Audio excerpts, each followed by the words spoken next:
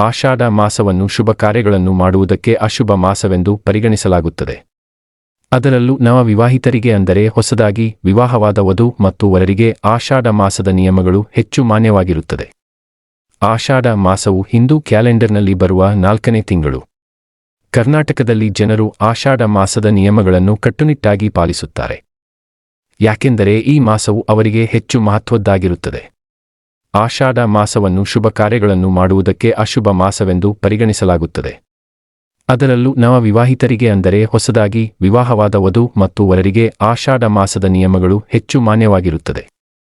ಹೊಸದಾಗಿ ವಿವಾಹವಾದ ದಂಪತಿಗಳು ಆಷಾಢ ಮಾಸದಲ್ಲಿ ಯಾವೆಲ್ಲ ನಿಯಮಗಳನ್ನು ಆಚರಣೆಗಳನ್ನು ಅನುಸರಿಸಬೇಕು ನೋಡಿ. ಆಷಾಢ ಮಾಸದ ಮುಖ್ಯ ಆಚರಣೆಗಳು ನವವಿವಾಹಿತ ದಂಪತಿಗಳಿಗೆ ಸಂಬಂಧಿಸಿವೆ. ಆಷಾಢ ಮಾಸದಲ್ಲಿ ನವವಿವಾಹಿತರು ಸಂಪೂರ್ಣವಾಗಿ ಪರಸ್ಪರ ದೂರವಿರುತ್ತಾರೆ. ದಂಪತಿಗೆ ಒಬ್ಬರನ್ನೊಬ್ಬರು ನೋಡಲು ಸಹ ಅನುಮತಿ ಇರುವುದಿಲ್ಲ. ಈ ಕಾರಣದಿಂದ ಪತ್ನಿಯನ್ನು ಆಕೆಯ ತವರು ಮನೆಗೆ ಕಳುಹಿಸಲಾಗುತ್ತದೆ. ಅನೇಕ ಸುಳ್ಳು ಸಂಗತಿಗಳು ಚಲಾವಣೆಯಲ್ಲಿದ್ದರೂ ಇದರ ಹಿಂದಿನ ಕಾರಣ ತುಂಬಾ ಸರಳವಾಗಿದೆ. ನವವಿವಾಹಿತರು ಆಷಾಢ ಮಾಸದಲ್ಲಿ ಬೇರೆಯಾಗಲು ಕಾರಣವೆಂದರೆ ದಂಪತಿಗಳು ಈ ತಿಂಗಳಲ್ಲಿ ಒಟ್ಟಿಗೆ ಇದ್ದರೆ ನಂತರ ಅವರು ಚೈತ್ರ ಮಾಸದಲ್ಲಿ ಮಗುವಿಗೆ ಜನ್ಮ ನೀಡುತ್ತಾರೆ. ಚೈತ್ರ ಮಾಸವು ಸಾಮಾನ್ಯವಾಗಿ ಬೇಸಿಗೆಯ ಮಧ್ಯದಲ್ಲಿ ಬರುತ್ತದೆ. ಇದು ಗರಿಷ್ಠ ಸೂರ್ಯನ ಶಾಖವನ್ನು ಹೊಂದಿರುವ ಸಮಯವಾಗಿದೆ.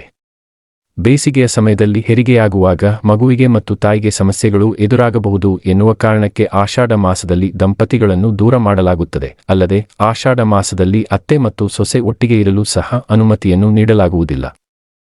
ಇದರಿಂದ ಇಬ್ಬರೂ ತಮ್ಮ ಸಂಬಂಧವನ್ನು ಸಮನ್ವಯಗೊಳಿಸಬಹುದು.